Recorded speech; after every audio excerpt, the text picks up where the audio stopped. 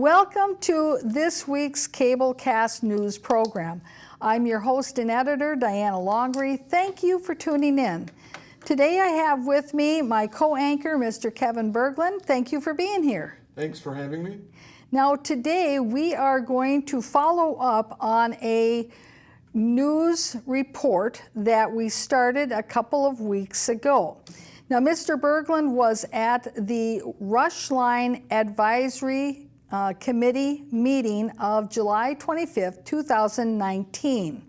And at that meeting, he discovered that the members of the committee are going to be going out on a field trip to Richmond, Virginia to watch and observe and ride on the BRT, the Bus Rapid Transit, out in Richmond, Virginia. And they're going to learn lessons from it that they can bring back home to the Rush Line Committee and the folks who are putting that boondoggle down the Bruce Vento Trail. Now, during this same meeting, he discovered that there are a number of lay people from the community that are also being invited to go on this field trip to Richmond, Virginia. And we started to connect some dots, and today we're going to lead you through the dots to tell you a story that you will only hear here. You won't hear it from the members on the committee. You won't hear it on any other news program. But Mr. Berglund, before we get started, your ideas about this field trip? Well, I guess the committee looks at they need to have first-hand knowledge on how a BRT works. Now, of course, you would thought they would have done first-hand knowledge before they even started the whole thing off to see how it works. But because I'm convinced most of the people don't have an idea what BRTs actually work and how they work. And so it seems like it's odd they're taking a field trip when they've made all their decisions for all practical purposes. And it seems like the wrong time. It seems like it has turned in more than a learner's experience, but into a little junket or a little way to say, after it's all over, talk about how they actually have knowledge and experience. Right. And they use that in their decision making. Of course, they haven't really done any decision making for all practical purposes from the little that is out there. It's all been rubber stamped by their committee process. And in reality, this field trip isn't really for gathering knowledge. I mean, that's what they say, but it's not really for that. It's just really a way to have some fun, to have the camaraderie of your group members, to be able to do this out of the public eye, and to be alone for 2 or 3 days without the public watching what you're doing and what you're talking about. And also an opportunity to maybe do a little quid pro quo for some individuals as a thank you for certain things that have been done or not done. And that's where this story is going to lead us. Now we're going to start off with our first clip, which seems unrelated to all of this, but it's a clip from the recent Ramsey County meeting of August 6th, where the county manager is talking about his budget and happens to indicate how the Ramsey County Elections Department is number one and has integrity beyond compare. It's the largest elections department in the state of Minnesota. We therefore carry the banner for fair, open, transparent, and trusted elections across this state. This is where the story begins. Ramsey County Elections Department, the department that has fair, honest, transparent elections. And yet you know from these programs that in Maplewood this past fall, we had an election for city council members and a mayor. And there was boondoggle after boondoggle after boondoggle when it came to what the Ramsey County Elections Department was doing. Now, on the election or on the ballot for the primary, there were a number of individuals on the ballot, and when the election results came out in the primary that night, the numbers were not aligned with the people who actually garnered those numbers. Mr. Berglund, tell us a little more about that. Going back to primary election night of 2018, so 9 months ago.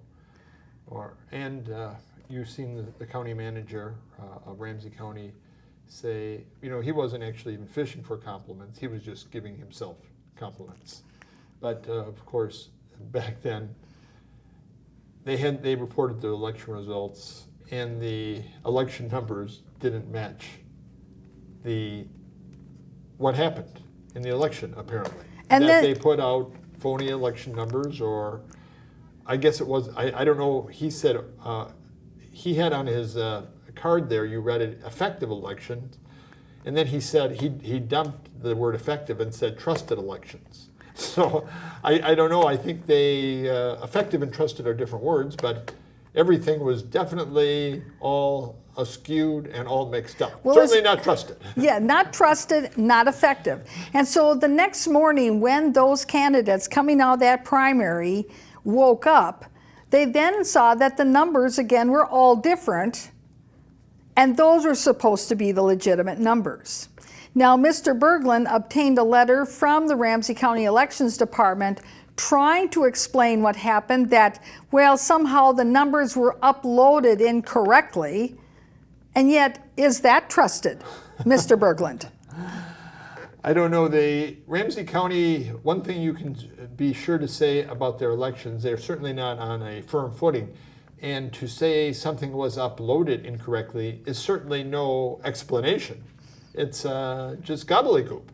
What does that even mean? We uploaded. Is that the explanation now for why things go wrong, why things are corrupt? Right. Uploading error. Technology made me do it.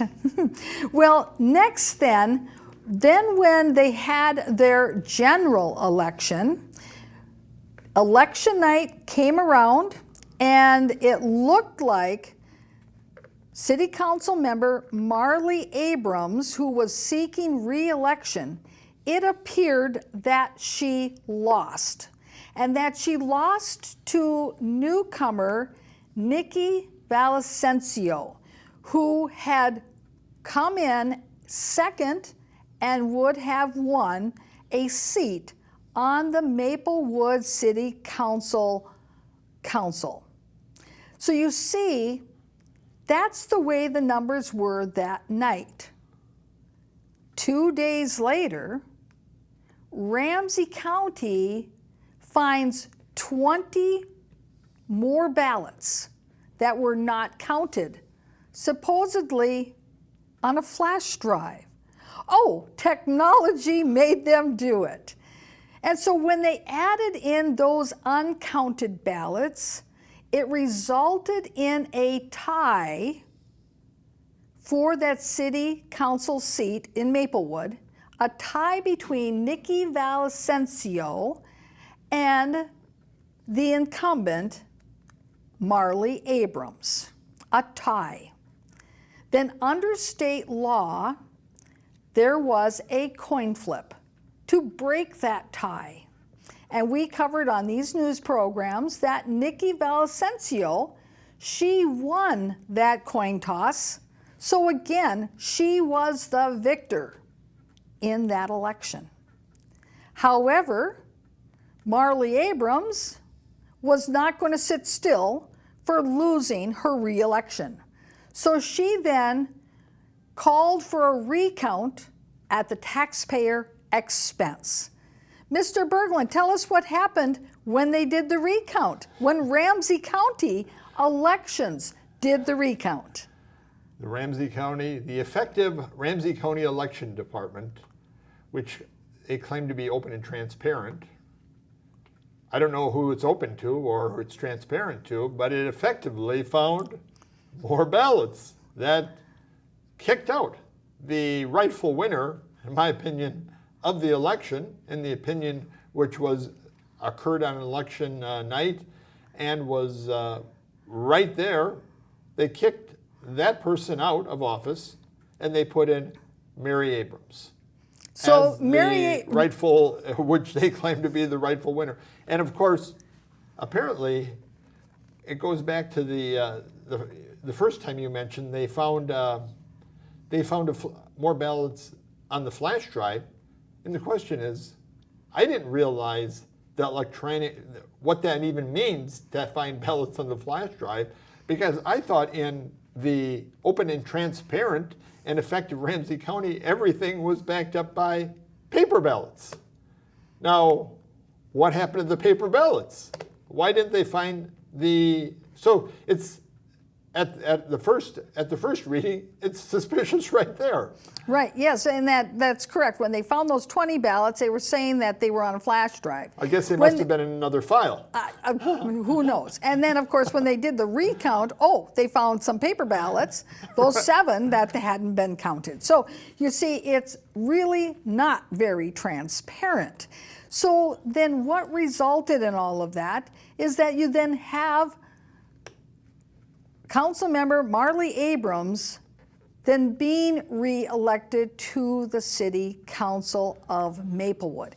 Now, that may not seem like something in the big scheme of things, but you see, there were other things going on in the background that none of us knew about, because there's a lot of people scratching other people's backs.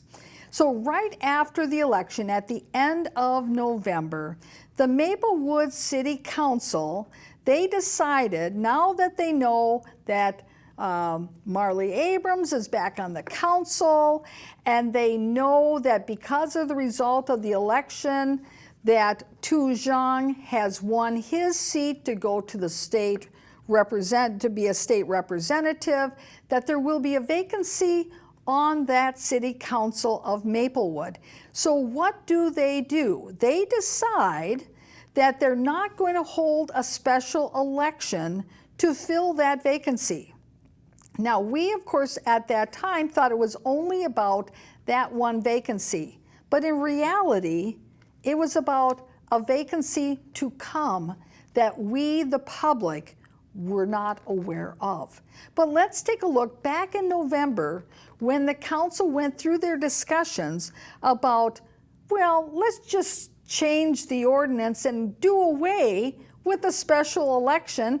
What do we need it for anyway? As you know, Mr. Zhang, Councilmember Zhang, has been elected to the Minnesota State House of Representatives.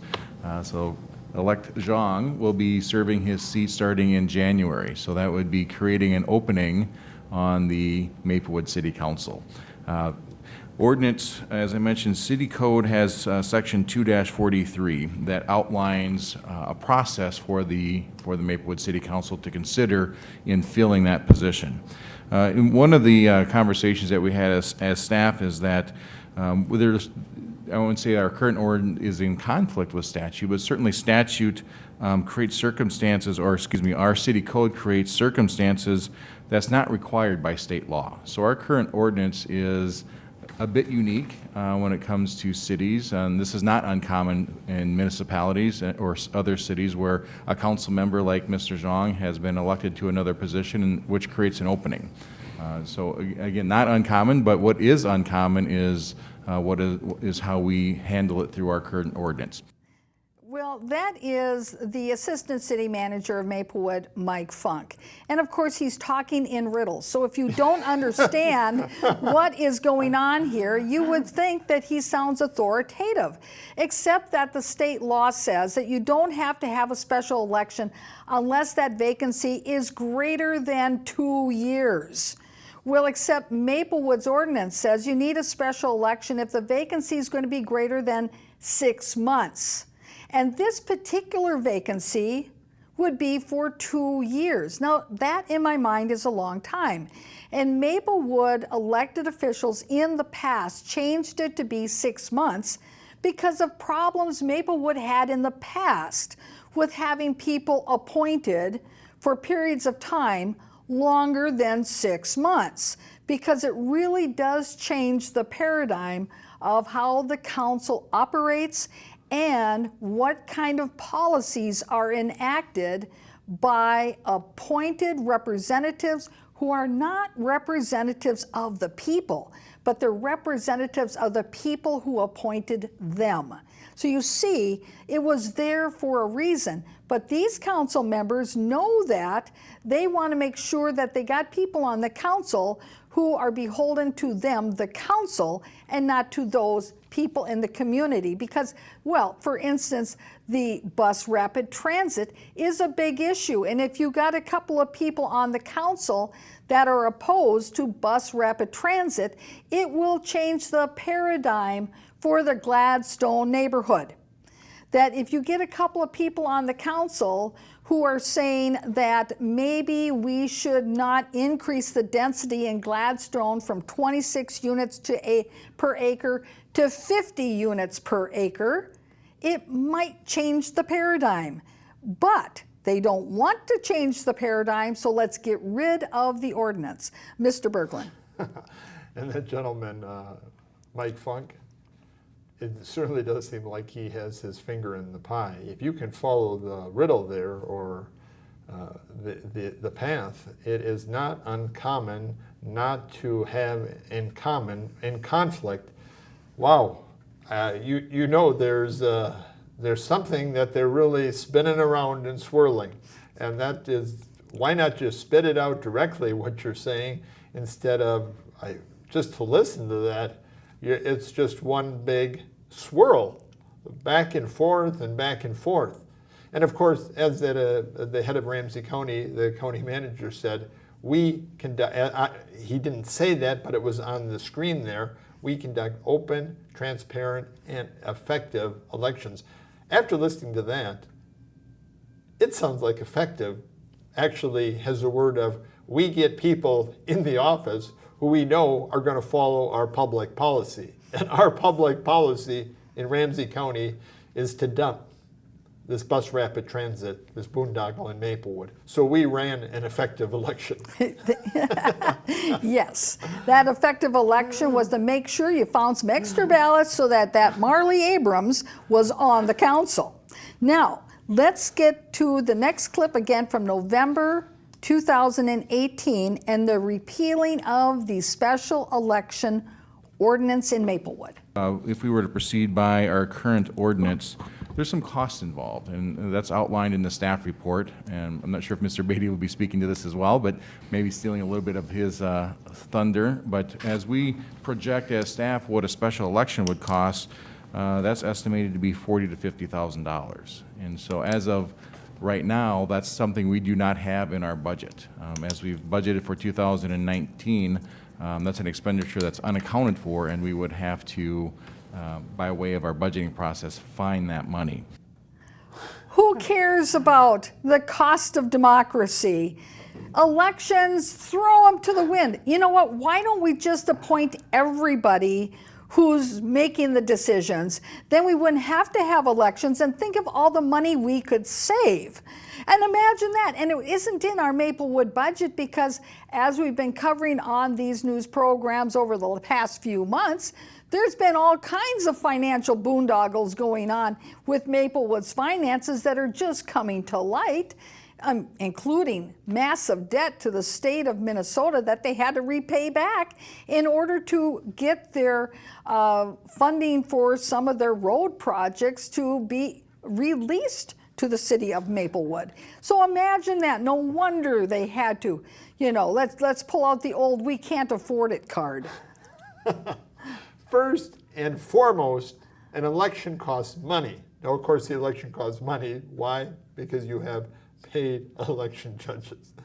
First and foremost, the reason that elections aren't important in your community, in our community, so that democracy works, so people have a voice in their government, is we need to, it costs too much money. Now, of course, this is out of a $60 million budget. They're unable, we didn't have an election budgeted. So his major argument for not holding an election when an election is in the ordinance, and then we circumvent and change the ordinance, is because an election has money. Now, an election could completely and dramatically change the actual public policy. And instead of having an election and moving forward in a legitimate way, we're going to repeal the ordinance and move backwards. Yes. Now, let's hear what Councilmember Brian Smith has to say. Focus on what and how he talks about this issue, and then later on, when he seeks to take advantage of the appointment process, think in your mind what he says here and then what he does subsequent to all of this. Let's take a look. I'm a little troubled by this. I've been really soul searching this week. I've talked a lot with my wife and other people I deeply respect to go back and forth. And on the one hand, I see it makes a lot of sense. There's an expediency to it. There's a cost savings. All of that makes sense to me. I'm uncomfortable right now making changes to our elections process with a pending vacancy after we made a change relatively recently. And to me, elections are pretty sacrosanct in our democracy. And the way I've been thinking about this week is if I were sitting here in the opposite situation with four people that maybe I didn't think the world of, would I feel differently about this? And I think I would. The fact that I respect all of you and I think we'd make a good decision together would make me feel better about it. But if it were the opposite, I would feel differently. And to me, that's the part that makes me really uncomfortable. Now, Brian Smith, remember, he is also one of the council members that voted to add an extra year to his council term. So he gets to serve 5 years in his term, not just 4. So he says all he had to say here, and yet previous to that, he certainly thought it was okay to extend out the election, even though elections are sacrosanct, right? Well, gee whiz. So now, when we go to this next clip, we're going to hear from then Mayor Nora Slawik. And it's critical that you hear her words, because what comes next, you won't even be surprised about.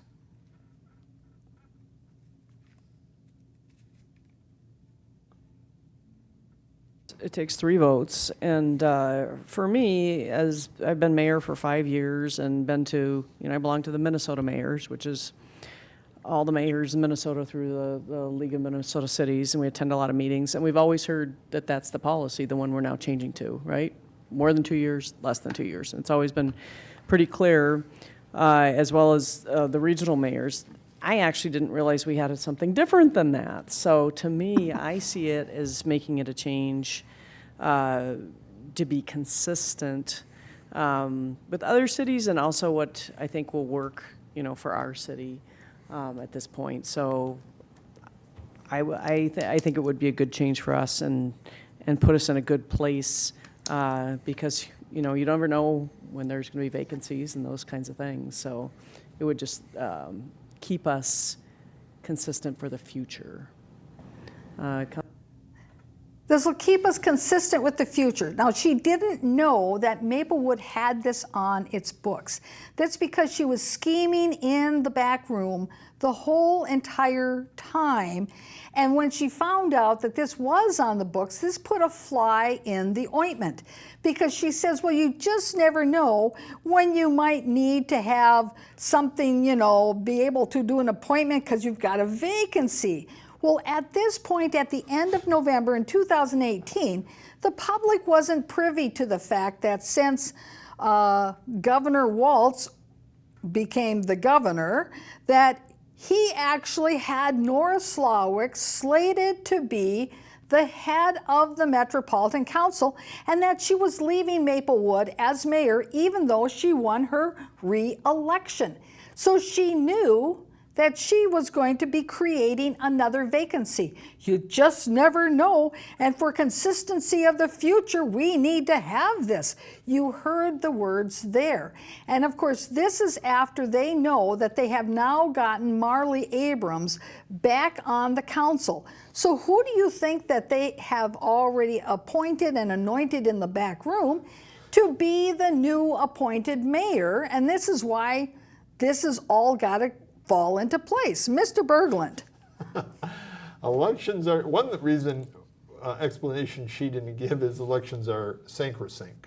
She doesn't look at elections sacrosanctity as being significant to legitimacy. The other guy, Brian Smith, he's going, should I go backwards or should I go forwards? Should I have soul searching? I talk to my wife and all my other people I trust, respect, and I'm thinking, of course, that's other members of the council, and we work together in such a team effort. We're such comrades that we all vote the same way, and we don't let any diversity enter our discussions because we're all on the same page. Who would want to ruin that? So that's his explanation. But he looks at cost savings as a cost savings. Oh, that's going to really help out the city. Maybe it'll lower property taxes. He doesn't say that. Right. But Well, yeah, and the thing is that with Nora Slawick, you point out that she doesn't care and talk about elections, whatever. Elections be out the window because she voted to give herself an extra year also. As you notice, she even acknowledged having been here for 5 years. Well, yes, that's right, being there for 5 years. And she's going off to an appointed position. She believes that appointments are totally legitimate and totally valid, so why even bring up the issue of elections being sacrosanct? She's going off to her big position that she didn't even have to run for. She's just going to be appointed. But she does, her honesty in saying we need to be consistent with the future, consistency of the future, I believe, means the public policy we decided. Everything we decided, we have to throw the election out the door, throw it out the window, because that might interfere with our consistency, because the people might have a chance to speak and might overturn it all. Right. One person could overturn it all, and then we wouldn't have consistency. Right. So we need to forget about elections, because elections are, it's almost like saying elections aren't sacrosanct. It's our decisions which are sacrosanct. We don't want anybody muddling around.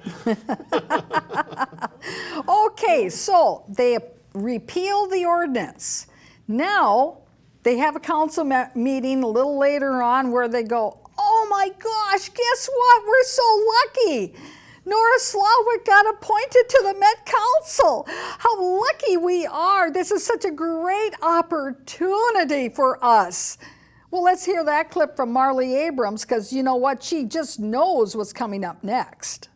A wonderful position in that our mayor was promoted up, as it were, to be the chair of the Met Council. And I think what a great representative that's going to be for the East Side, the whole Metro East Side. It's going to be fabulous to have a representative at the helm of the Met Council, and that Councilmember Tu Zhang was elected to the House of Representatives. I mean, we're here because we've got very qualified, good people sitting up at this dais, and yeah, I share in it with you. I want this to be seamless. I want to be able to make good decisions for our city, and then let's move forward, because there's an awful lot of things that we need to accomplish. And it can be really very exciting. And this is the point of the meeting where they're talking about how are they going to approach that appointment of who is going to be the mayor now of Maplewood. Because remember, there's no ordinance now anymore. So it's going to be an appointment. And they can decide that appointment to be any way they want. And they decide that they're going to just between all of them, they're going to decide between the three of them, considering, as she said, how excellent all of them are on the dais there, that's the reason why they have to continue this process like the way they've been doing and essentially got rid of the election, is because they are all the best and the brightest of Maplewood. So you see, okay, so now they're going to do that. So then comes the meeting where they appoint the mayor. Now, some of you have seen this little condensed version of that section of the meeting, and some of you have not. But this is a production of Put Your Hands Together Productions. Let's take a look.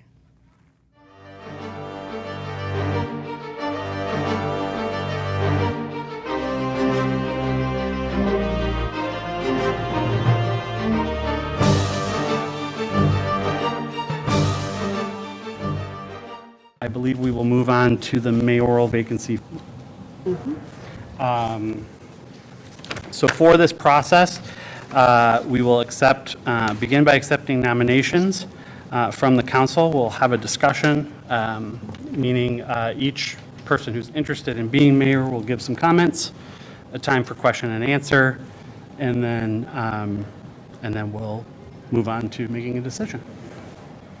Fair enough? Excellent. Do we have a preference on, well, first we'll need to make nominations. And it is okay to nominate ourselves. I verified that.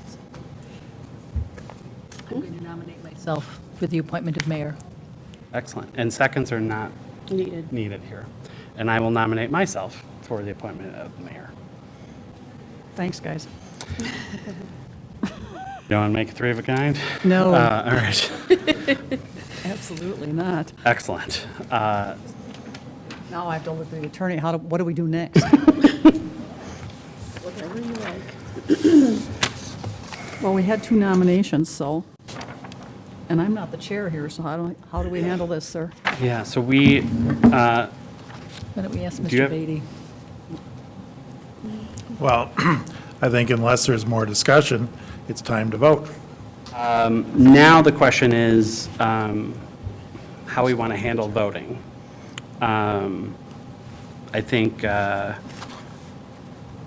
I think we should all three vote.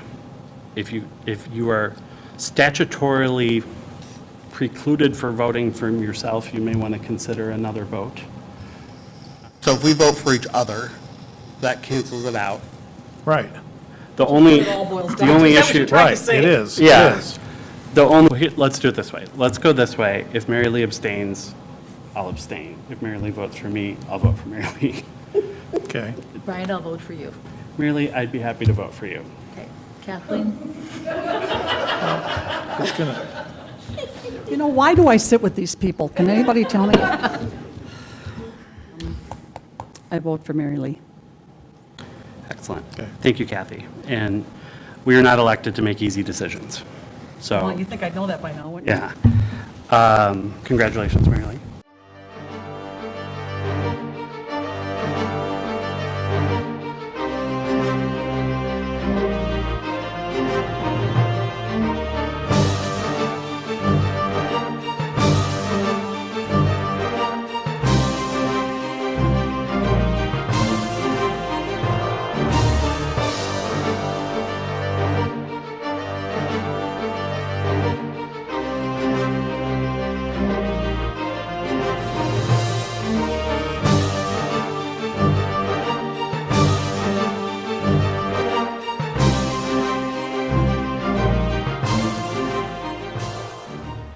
In a nutshell, that's the appointment of a mayor in Maplewood. And if you really want to see the long version of this, you can go to the city council meeting and you can watch it, but it's only 8 minutes long as opposed to the 4 minutes that we condensed it into. As simple as that. And you saw how Brian Smith, the fellow who was really hesitant about getting rid of that special election ordinance, was really quick to put his hand up to nominate himself to be mayor. And of course, Marley Abrams, with that smirky smile on her face, she knew she was going to be mayor because it was in the bag that Councilmember Kathleen Juniman was going to say, I pick Marley Lee. Are you surprised? So now we've got the gang of three. They now have to figure out how to get two like-minded people on that council to fill the two vacancies that result. And so they decide, we will put out a request for applications. People can apply, say why they should be appointed, and then from those applications, we will pick the 4 we want to interview. We're not going to interview all of them. We're just going to pick the 4 we want to interview. And so that's what they did. Mr. Berglund, any comments before we move on to who they selected for their interviews? Well, first off the bat, as you heard Mary Abrams, we're all first-rate people. Again, they're not even fishing for compliments. They're just giving themselves just handful and piles full of compliments. That we are all on this, implying we are all on the same page. We don't need elections. We're just going to head and we're just going to throw out the elections, and then we're going to put our friends or campaign contributors or our buddies in some way in these posts, even if they have never expressed any reason to run for election or every interest in the importance of having a people's voice. They, like you say, they allow people to have applications to apply for the open seats, and then they just pick the people who they want out of there, because again, they're saying, we're the best, we're first rate, not only are we so wonderful, but we know most of the wonderful people also. We need a top of the line, first rate council, and just keep throwing the compliments at themselves. And keep in mind, of the 16 people who applied and put in their applications, the 2 individuals who did not win a city council seat in that general election, including Nikki Valasencio, put in applications for the now vacant seats for appointment. So we suggested on these news programs it would have made complete sense if they felt elections were truly sacrosanct, that they would have simply taken the 2 candidates who had put themselves up to the public for election in that general election, who didn't win in the election, but who at least were vetted by the public, and appoint them to the terms which are 2-year terms. But you see, neither of those individuals even qualified to be one of the 4 people interviewed. They were left on the cutting floor. And interesting enough, the former mayor of Maplewood, Bob Cardinal, mayor for 6 years, council for 4 years, a total term on the Maplewood Council, 10 years, has seen endless stuff come across. And on the Planning Commission as well. And now on the Historic Preservation Commission. Right, and precisely accurate. They've put in many, many years, decades of service on Maplewood, understands Maplewood, lived in Maplewood the majority of his entire life, and has been involved in the city in decision-making roles. They just blatantly said he does not even does not even have the ability to be on the council. Of the 16 people, they rated him number 15. There you go, somebody with total experience, number 15 out of 16. But you know, apparently he's not invited to their parties either. Well, you would have thought they would have done a better job at least faking it for the legitimacy of what's going on up in the city of Maplewood. Good point. Good point. Now, then when they did their interviews, the night of their interviews, of the 4 people for these vacancies, the Maplewood City Council had them come in and do some fakey little question and answer thing. But that very night, Nikki Valacencio had a few comments of her own that she posted on the internet. So let's go to clip number 9. Hello, my name is Nikki Villavicencio, and I ran as your city council candidate in 2018 in Maplewood. I was endorsed by the Democratic Farmer Labor Party, Take Action, SEIU, the Labor Federation, and many more. I'm here to address the 2 vacant seats the city of Maplewood is filling tonight. Maplewood is a wonderful place to live and raise our families. We believe our rich diversity makes our community strong. Our community is young and old, new immigrant and native, a renter and homeowners. Unfortunately, it seems like the undefined criteria used a narrower view of what makes a candidate qualified. It seems certain voices, including low-income residents, Hmong families, and people with disabilities, were not considered as valuable to the City Council. Of course, we do not know why they picked the final 4.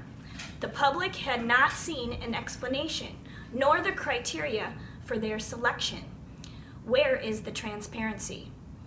We need more faith in our electoral process. My supposed loss of 5 votes sent the city into an unnecessary bureaucratic process. The better solution would have been to have selected the runner-up, considering I lost by 5 supposed votes. This would have solved the undemocratic dilemma the city finds itself in. If you have any comments or questions in this undemocratic Maplewood process, feel free to contact me with your input. Call me at 651-558-7662. Thank you, and peace. It doesn't sound to me like she would use the same descriptors of the Ramsey County Elections Department as the Ramsey County manager does. I think that there were several comments of hers that actually indicate quite the opposite. But now here, Mr. Berglund, is where the twist in the story starts to turn. Because you see, many people wanted to know, is or was she at that time, was she going to sue the county or the city or someone with regard to that election? Was she going to do that? Well, what is one of the best ways of keeping somebody who is disgruntled so that they don't go that far and causing a big ruckus about something and upsetting the apple cart? Well, probably to appoint them to something. Mr. Berglund, haven't you seen that oftentimes in your observations and reporting on government over the last 25, 30 years, that somebody who has lost an election then suddenly gets appointed to something as sort of the peace offering? Like she said, I'm looking for peace. I'm coming, peace and peace. And what does peace mean to them?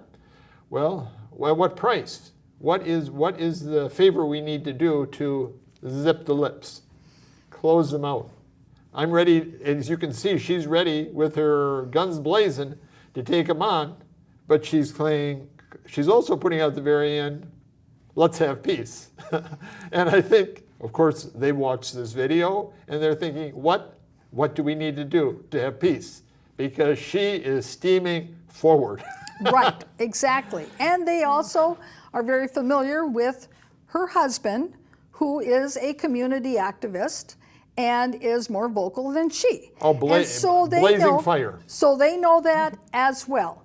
So what do you think happens? Well, we did a report on the new people that were looking for appointment to the Metropolitan Council. And in our reporting on that, guess what we discovered? Of course, we know that Mayor Nora Slawick is the chair of the Metropolitan Council, so she's going to be very instrumental in that appointment process as to who the new Metropolitan Council commissioners are going to be, one from each district, okay? But who is on the committee with her to help select these people? Let's take a look at clip number 8. Nominating committee, we'll start your cars later if you need to, right? So our cars start when we're done.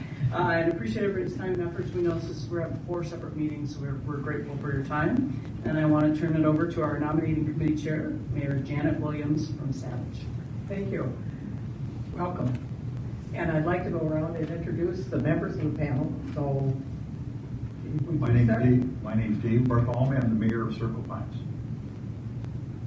Good evening, Ruby Lee. I'm president of CLUS, Comunidades Latinas Unidas en Servicio in St. Paul, Minneapolis.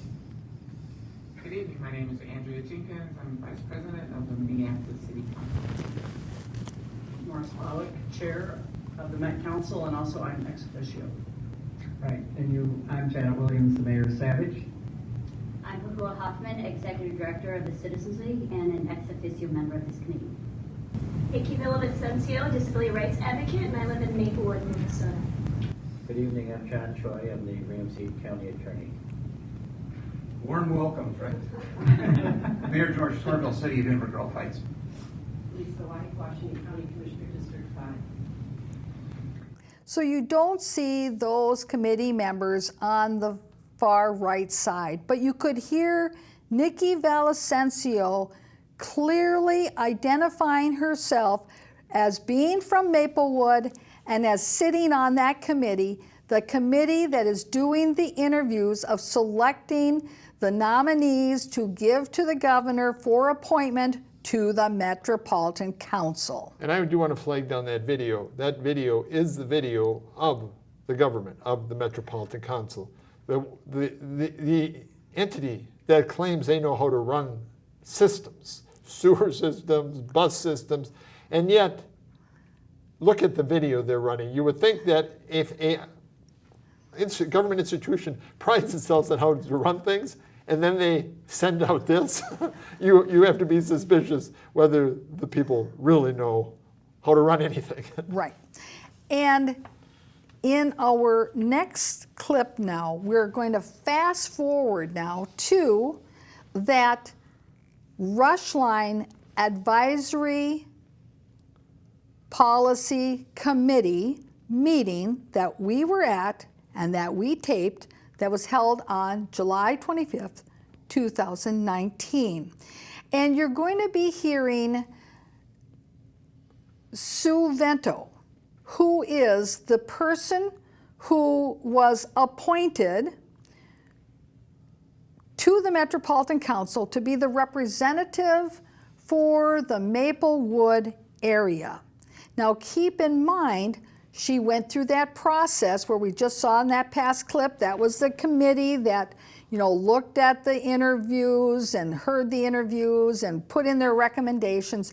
And they recommended that for the Maplewood area, that Sue Vento be appointed to the Met Council. Shock and awe. Shock and awe. And as we've reported on these programs, well, Sue Vento and Nora Slawick are good buddies. They've been campaigning together for years and years and years and years. So this is actually just a political thank you very much. At the very least. At the very least. And so you see now, so Nikki Villavicencio got to participate in that process, to be somebody who was integral to that process. And while I appreciate that she was there and she got that opportunity, I also can't help but ask, is she being used by these people to further their means because they know she wants to participate? And so that's something to always keep in the back of your mind when things like what we're going to show you next come into play. So let's take a look at this next clip of Sue Vento talking about the upcoming field trip to Richmond, Virginia to look at the BRT in Richmond. Serving as our Ramsey County point person, organizing the trip and all logistics. So Yes, thank you. Any questions for her? Good job, Cassie. Thank you. Madam Chair, I'm not able to attend, but I have a request as far as the plan. I hope that the stakeholders include riders. I think it would be really good to get their viewpoint on it. And a question of all of the stakeholders, what would you do differently now that you've had this experience? So that, you know, what have you learned that you want to pass on to us? Absolutely. I think that would be really beneficial. So Sue Vento is sitting right next to, imagine this, the appointed mayor, Marley Abrams, who took Nora Slawick's place as mayor of Maplewood. They're sitting right next to each other, and during this whole entire meeting, and we've got the film footage, you can see the two of them chit-chatting back and forth to each other during the whole meeting. Now, Sue Vento is saying, oh, I just want to reiterate how important it is that we have, you know, people from the public who are stakeholders to come on this field trip with us to tell us how they feel about it. Now, Mr. Berglund, you're a resident of Maplewood, correct? I am. Were you invited as somebody who might be interested in going on this field trip? Well, I was not invited, and I don't think they had any kind of application process. I don't even think they put it out there that the availability was there. This is the first inkling that anything was going on. Right. And it sounds like, I don't know if that was a public plea to have people sign up or what it was, but there was no, Sue Vento let it out of the bag for some reason. Well, because there has to be this reiteration of it for the rest of the members of this committee meeting. And so after this meeting is done, Mr. Berglund, you hung around for a little while and you had some interviews with some people, correct? Well, and it's always good to hang around so you can potentially, I mean, is this as the press to see if somebody's going to come up and give a further statement about what just occurred there, their meeting, and let's see what their reactions are. Excellent.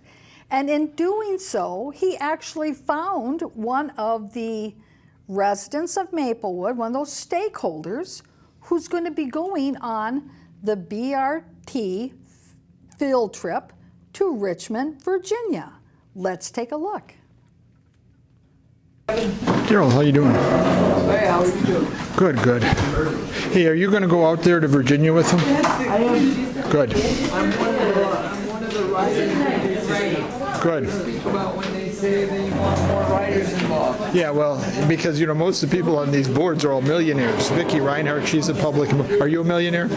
No, I drive that rusty minivan out there. Thank you.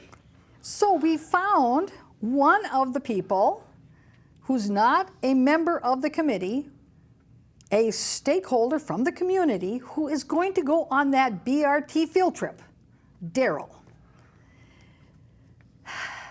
Daryl is the husband to partner of Nikki Villasencio. There you go. And he is so pleased that he gets to go on this field trip. Sue Vento, who was recommended for that position in part by Nikki Villasencio, is making sure to validate the importance of having people like Daryl, who is the partner of Nikki Villasencio, to go on these trips. Paid for. And they're all sitting next to appointed Marley Abrams. So let's continue to the next clip. Yeah, pleasure to meet you. Nikki, nice to meet you. I love Yeah, well, don't we all? Do you know they stole that election from her?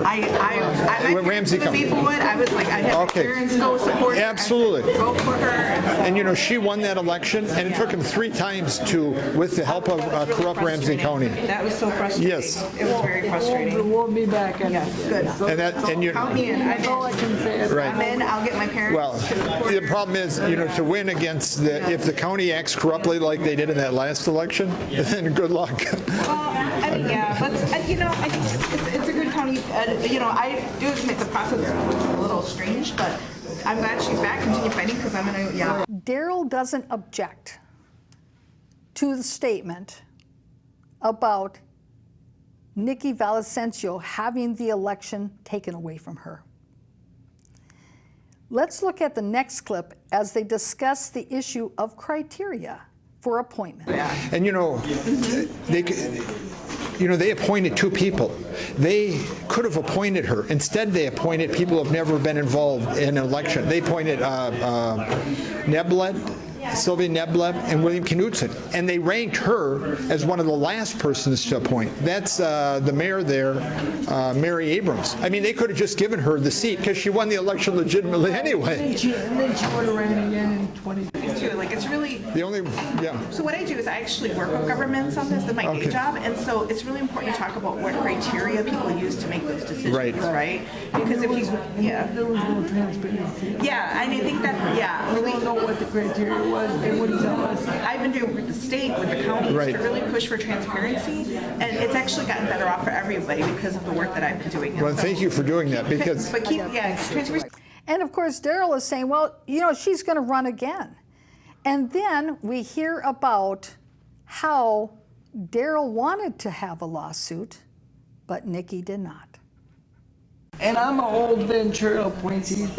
Oh, you work for, well, no, Daryl is a real activist. He's the one who should be on the council because Daryl has no problem getting up and expressing himself. Nikki sometimes is more reserved. He would have sued him. He would have sued Ramsey County when they stole the election. But Nikki didn't want. We had a lawyer ready to go. Right. And everybody was ready to go. And Nikki told me, back off, back off. Right. You know, and I was like, okay. Okay, and in a lot of ways, sometimes I will tell you this too, like, and I know this, like, going, you know, eyes wide open, because I have a much more high-profile seat in the city of St. Paul, you know, like, you know, is that you still have to work with folks, right? Because she's still 1 vote out of 5, right? She still has 4 people who could override her vote. Yeah. So, But being a strong advocate, it's huge because one person can make a difference. This idea that one person can't make a difference, I think is false. Oh, absolutely, absolutely. But I think So there you go. He was all ready. He had an attorney. They were ready to do a lawsuit. But then Nikki said, no, I don't think I want to. But you see, what happened? What happened in the back rooms? What happened along on the sidelines? Well, we don't really know, but I think we can get a good picture and a good glimpse of it. Because certainly,